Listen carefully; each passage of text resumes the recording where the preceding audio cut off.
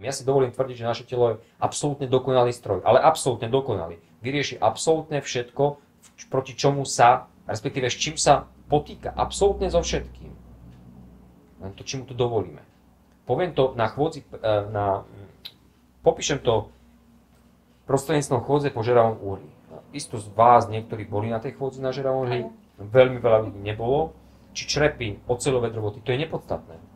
Jednoducho je to o tom, je to malá predpríprava. Keď si predstavíme, že to uhlie má 600, 800, možno 900 stupňov, pragmaticky nie je možné, aby sa na človek nespálil. Keď dáme tam svalovinu, tak máme z toho steak. A my aj tak sa nespálime. Jasné, medicína to zase zdôvodní. Sú tam vzduchové nejaké povrchové napätie, blablabla.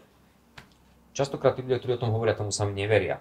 Hej? Ale OK, máme dôvod. A teraz sa poďme pozrieť na to z iného pohľadu. Jednoducho, že to telo to za nás vyrieši.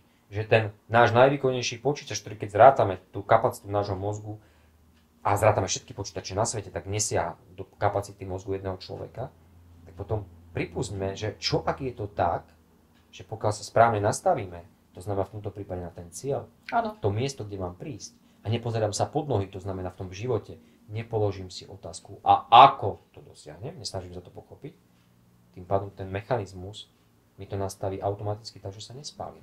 A čo to je tak aj v živote? Už to niekto vyskúšal? Keď sa pýtate, častokrát dneska sa to tak točí, biznis, veľmi vplyvní ľudia, 200 rôznych bodov, v čom sa tí ľudia, v čom to robia inak, každý to povie inak. A neviem, či si dal niekto vôbec nejakú prácu v tom, aby našli jeden spoločný moment, čo tí ľudia povedia. A viete, čo je ten spoločný moment? Viete, čo to je? Alebo vieš, čo to je? Ja neviem, ako som to dokázal v tej podstate. Ale mal som veľkú víziu. Nie cieľ. Víziu. Vízia. To je to, čo aj mňa vlastne nakoplo, lebo som si vždy myslela, že mám také dielčie ciele, tie sa mi aj darilo plne aj k ním dostať, ale vždy som sa dostala do takého bodu, že OK, a čo ďalej, ten ťah. To, čo v podstate v tom brúšku ťahá to dieťa von, hej, tak to my, alebo mnohým z nás podľa mňa chýba v tom živote.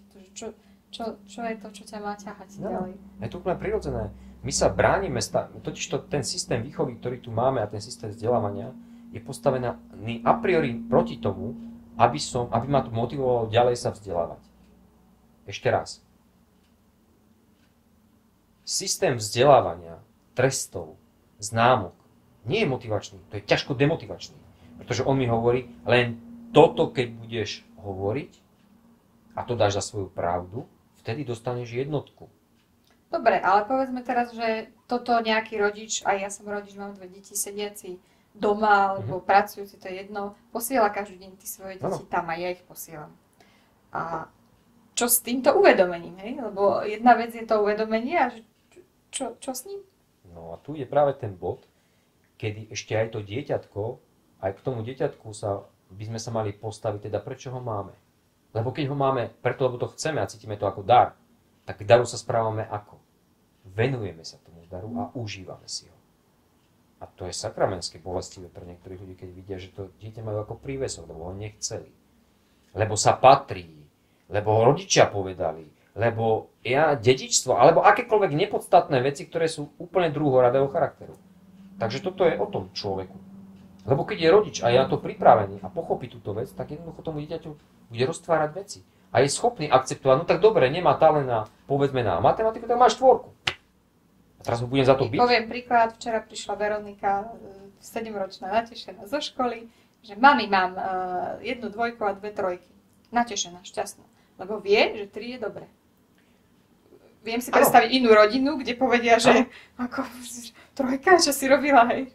Naše vzdelávanie, a bohužiaľ nielen vzdelávanie v tom štandardnom ponímaní, ale takisto aj v športe, hovorí jednu kľúčovú vec. Pracuj na svojich slabinách. Uč sa na chybách iných.